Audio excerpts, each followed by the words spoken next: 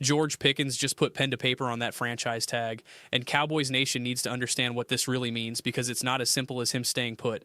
And the fact that you're here right now tells me you're serious about staying ahead of every twist and turn with this team. So before we dive deep, hit that subscribe button because we're covering every Cowboys move the second it happens. And trust me, you don't want to miss what could be coming next with this roster.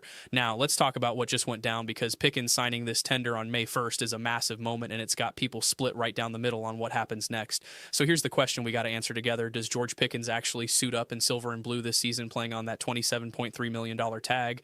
Or did he just sign this thing knowing full well he's about to get shipped somewhere else in a trade that changes everything for Dallas? The timing here matters more than people realize because we're past the draft now, which means any trade compensation would have to include players and future picks since all the 2026 selections are already off the board, and that alone makes this whole situation way more complicated than it looks on the surface. From Pickens' perspective, signing that tender right now was actually the smart play, even if he's not thrilled about it, because by putting his name on it, he just locked in his worst-case scenario. And that worst case is walking away with over $27 million for 1 year of work, then either hitting free agency next offseason or possibly getting tagged again at an even higher number around $33 million, which honestly isn't a bad safety net when you think about it. But here's the thing. Pickens didn't necessarily sign this because he's happy or because he wants to run it back in Dallas for another year on a 1 year deal. He signed it because it gives him leverage and control over what comes next, and that's where this gets really interesting. His agent is David Mulugheta, and if you know anything about how Mulugheta operates, you know his clients don't sit out and lose game checks. They show up and they play, even when contract situations get messy, because losing nearly $2 million per game just isn't part of the playbook for guys he represents. And Pickens was always going to report whether he signed early or waited until the last second, so this move doesn't change his availability. It just makes everything official and removes any chance Dallas could pull that tag back, which has happened before, even though it's rare. Now, the downside for Pickens is that by signing, he's now subject to fines if he skips minicamp or training camp. But again, Mulugheta's guys don't usually go that route, so expect him in Oxnard when camp opens, even if he's not thrilled about the contract situation. And even if deep down he's hoping this whole thing ends with him getting dealt to a team that'll pay him long term. And that's the real drama here, because the Cowboys have already made it clear they're not doing a long-term extension right now. They've drawn a line in the sand and said he's playing on the tag or he's not playing here at all, which puts both sides in a really tense spot heading into the season. The front office values Pickens as a core piece of this offense, no question about that, but they're also not willing to break the bank or reset the market at his position, especially after already paying other guys and managing a cap situation that's tighter than anyone wants to admit. So for now, the plan is simple. He plays this year on the tag and they figure out the rest later. But here's what nobody's talking about. Just because that's the official plan doesn't mean it's set in stone, because if the right team comes calling with the right package of players and picks Jerry Jones, and this front office could absolutely flip the script and move him before the season even starts.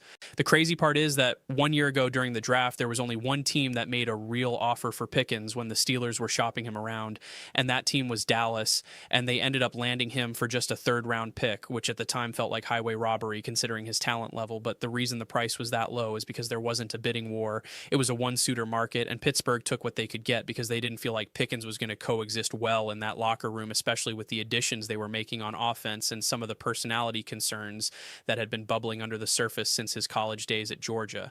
Those same concerns are still part of his profile today, and that's why even though he just came off a Pro Bowl season and put up monster numbers, the trade market for him wouldn't be as crazy as you'd think for a player of his caliber, because teams remember the discipline issues, the suspension he got along with CeeDee Lamb for that game in Vegas, and the little things that made him a second-round pick in the draft instead of a first-rounder, even though his talent screamed top 10.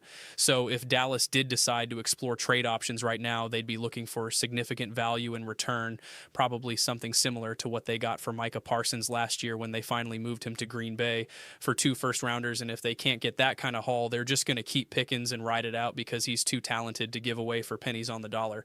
The problem is finding a team that has the draft capital, the cap space, and the willingness to take on a player making over $27 million on a 1 year deal without a long-term extension already in place. And that's a really small pool of potential suitors, especially this late in the offseason when most teams have already spent their money and made their big moves. Any team that wanted to trade for Pickens would almost certainly want to work out a new contract with him before finalizing the deal, because nobody's giving up major assets for a 1 year rental at that price. And if Pickens and his agent can't agree to terms with the trade partner, the whole thing falls apart, which gives Pickens a ton of leverage in where he ends up if he gets moved at all. So when you put it all together, the most likely scenario right now is that George Pickens is suiting up for the Dallas Cowboys in week 1, playing on that franchise tag and trying to prove he deserves an even bigger payday next offseason, whether that's here or somewhere else. But the possibility of a trade is absolutely still on the table, and it's something worth monitoring all summer long because this front office has shown they're willing to make bold moves when the value is right. Now let's switch gears because there's another name floating around Cowboy circles right now that could completely change the way this defense looks in 2026, and that name is Joey Bosa. And before you roll your eyes and say this is just offseason noise, hear me out because the football fit here is absolutely insane.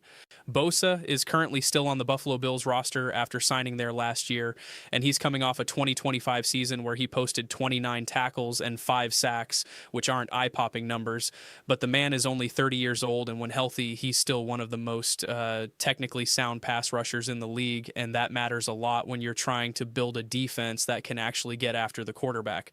Right now, this is purely speculative. There's no confirmed pursuit from Dallas. Bosa's not a free agent, and nothing's happening tomorrow. But as a football thought experiment, this one is loud because if you pair Joey Bosa opposite Rashan Gary on this Dallas defensive front, you're talking about a completely different level of pressure and violence up front that would make life so much easier for everyone else on that defense.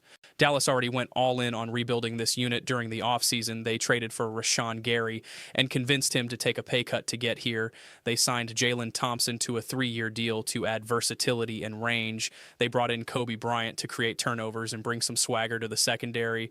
And they traded up in the first round to grab Caleb Downs because they clearly wanted more speed and intelligence on the back end. And all of those moves point to one thing. This team is trying to get faster, more aggressive, and more disruptive on defense.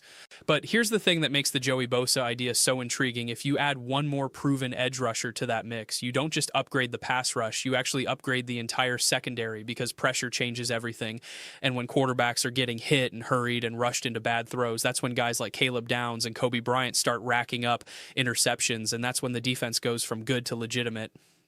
Gary already brings the burst and the violence off the edge. He's got 46.5 career sacks, and he came to Dallas specifically to be part of this defensive rebuild. So, he's motivated and locked in, but if you put a healthy, focused Joey Bosa on the other side with his veteran savvy, his hand technique, and his ability to win with timing and leverage instead of just speed, you're giving offensive coordinators in this division absolute nightmares trying to figure out how to block both of those guys.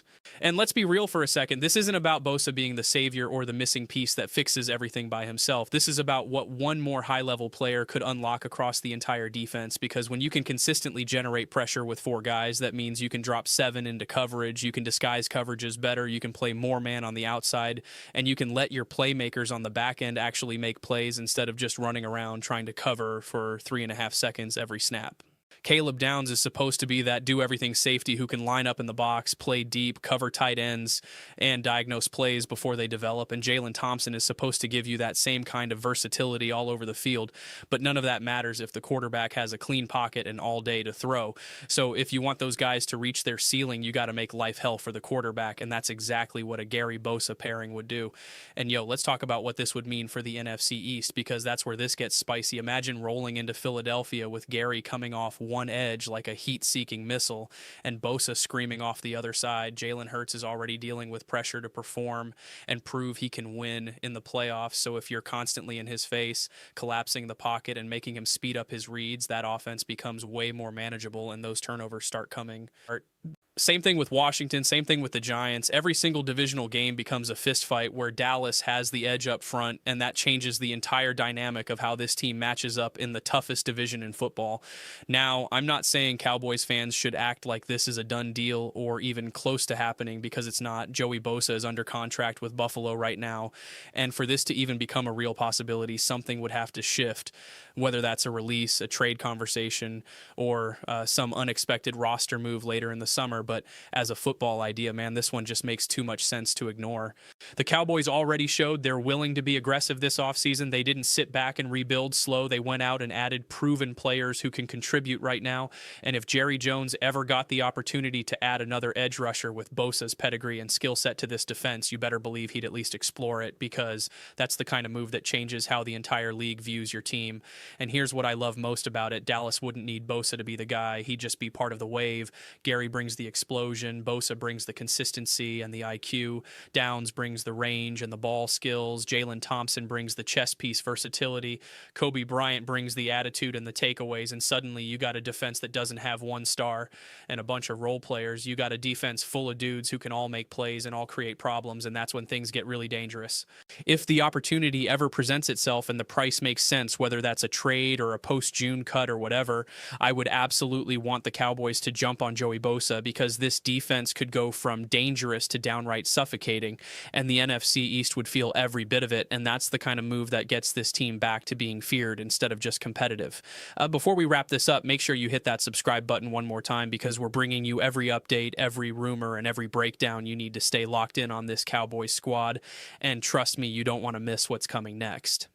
So here's my final take. George Pickens is most likely playing on that tag in Dallas this season unless some team comes with a Godfather offer that the front office can't refuse. And as for Joey Bosa, it's speculative right now, but it's the kind of move that would make this defense elite overnight and give the entire division headaches for years. Cowboys Nation, I want to hear from you. Do you think Pickens stays or gets traded, and would you go after Joey Bosa if the chance was there? Drop your thoughts in the comments below. Let's talk football, and let's keep riding with America's team, because this offseason is far from over.